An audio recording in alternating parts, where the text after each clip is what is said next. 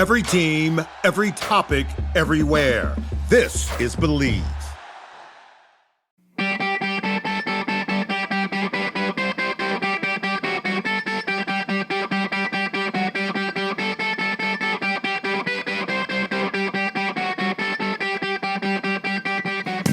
What's up, Hockey Think Tank fam?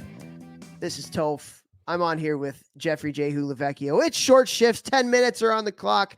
Vex has no idea as we go along this magic carpet ride what the topic is going to be. Should he choose to accept, though? He kind of looks like Mr. Burns from The Simpsons right now, if you're watching this on YouTube. Excellent. Should you choose to accept this, Jeffrey J. Hulavecchio, I think we are going to have some fun today. So are you ready to rock and roll, my friend? Hit me with your best shot. Let's fire away.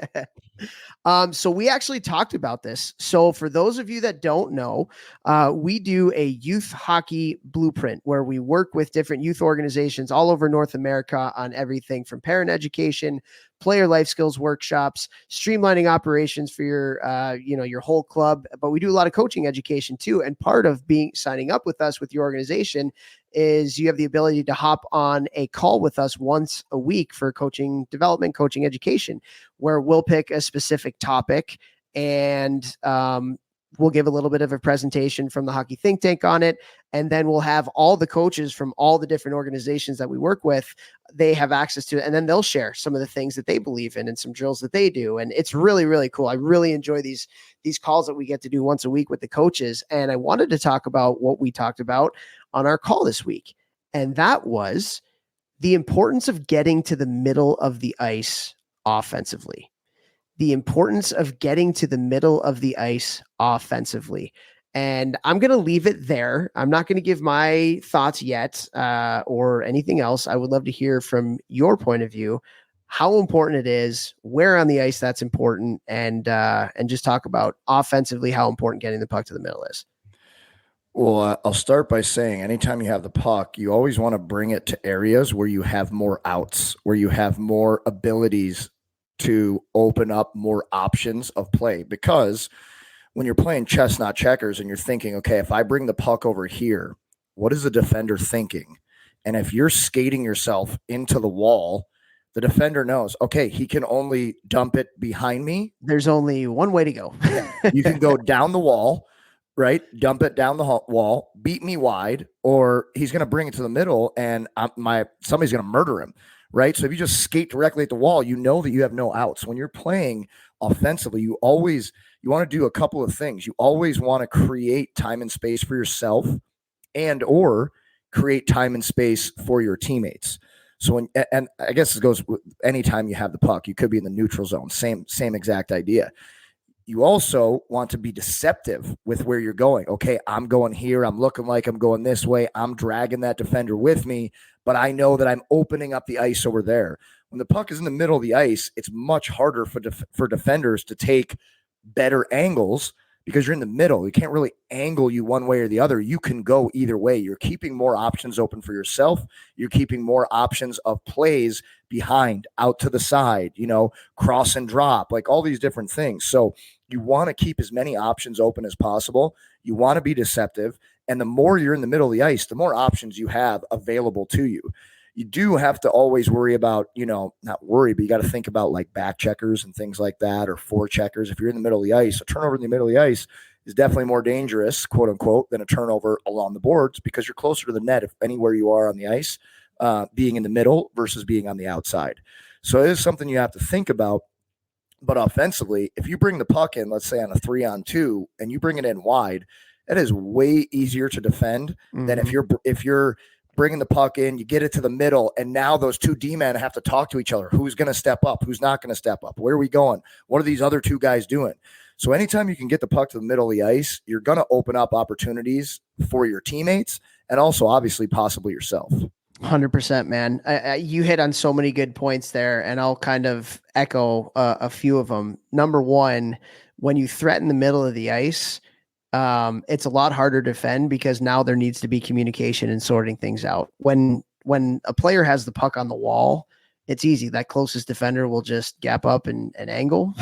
That's his guy. That's his guy. But like when you bring the puck to the middle, like now there has to be some communication between the D. And how are a lot of breakdowns happening in hockey when there's a miscommunication or lack of communication based on guys not taking the right guy or communicating that. So, right. So, the other thing that you talked about is like opening up the ice for your teammates. So let's say you're on a 3-on-2, right? You just talked about that. Let's just take this scenario. So you get the puck in the middle. What do the D-men have to do? They have to respect you in the middle. So both D-men will now come to the middle, which does what? It opens up a lot of space on the outside. So now you get it in the middle, the D are kind of near you, you kick it out to the outside. Now your winger, you've just created more time and space for that winger that's on the outside as he's entering the zone to be able to make a play or potentially even get the puck and take it to the net at the end of the day. Another thing that I think is really important, and Nar used to talk about this all the time, is attacking the opposite D. So getting the pucks, like when you get the puck, attack if there's not a tracker and you can get to the middle, like attack the opposite D, which will then allow a teammate to come off your back and create some confusion with the defenders that have to now sort it out because you have now switched lanes. So you're kind of like attacking the opposite D. And so again, the middle of the ice is where confusion and chaos happens defensively. The middle of the ice is where most of the goals, if not all of the goals, are scored. You hear a lot of coaches at the higher levels talking about getting the puck inside the dots. So we showed some clips of like even on a 2-on-1, like get the puck inside the dots because now you're a dual threat. If you keep the puck outside the dots, the only thing that you can do to create offense is pass. If you bring it inside the dots because you have some time and space, then all of a sudden you're a dual threat because you can score from inside the dots. So the goalie and the defenseman have to think of that, but now you also have a passing option too. So you're a dual threat, and when you're a dual threat, it's a lot harder to defend, right? For everybody, the defenseman and the goalie. Yeah, and the goalie. And the other thing that you talked about too, angles. It's a lot harder to angle a player that's in the middle of the ice. When you're skating in a straight line down the wall, you are very easy to defend because defending is all about gaps and angles, right? And if you're in the middle, it's a lot harder to do that. It's a lot harder to do that. And if you do angle from the outside in, everybody always talks about defensively, do angle from the inside out. If you're doing it from the outside in, what does that do now? That creates space on the outside for your teammate that's screaming up the ice as well. So like trying to get the puck in the middle of the ice. I think the other thing Vex too, like we're talking about offensively, I'll talk about with the puck, but in our zone, if you're a coach and you don't allow your D to make a little slip pass into the middle to your center, you are not developing your D. You're not developing your D. The way that hockey is played, every level that you go up, they're taking away the wall. They're taking away the walls on the forecheck. And you have to be able to find the centerman even in really, really hard pressure situations. And so like, I think that's a great skill. Like if you can find a D that can pop it into the middle to relieve pressure, or you can find a centerman that understands how to support the puck from the middle for their D. That is a hockey sense thing that scouts at the higher levels are like, oh yeah, that person knows the game.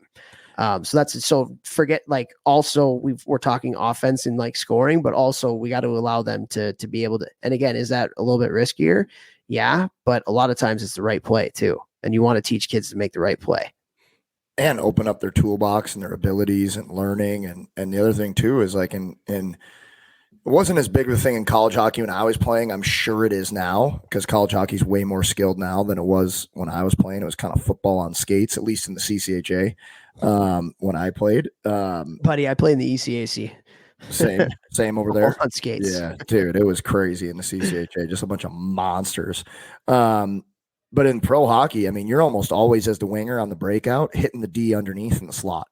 You're unless that centerman, beats their forechecker, usually the centerman buzzes, kind of slashes in front of you, which pulls their first forechecker up, and you're almost always hitting the D underneath who's waiting in front of the net.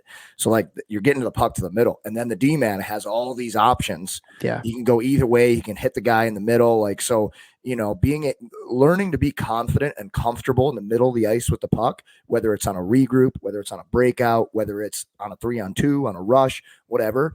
It's a valuable skill that if we want our players to succeed at the higher levels, the earlier you work on this, the more confident and comfortable they get. And they will make mistakes with it, and they will end up in the back of your net, and that's okay, coaches. Winning a game at 12U is not the most important thing in the world, but you're developing your players and giving them confidence.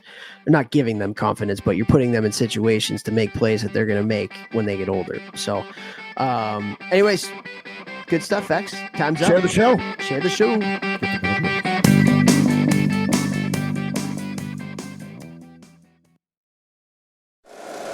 If you like the show, please take a moment to rate, review, and subscribe. It really does help the show to grow. Thank you for listening.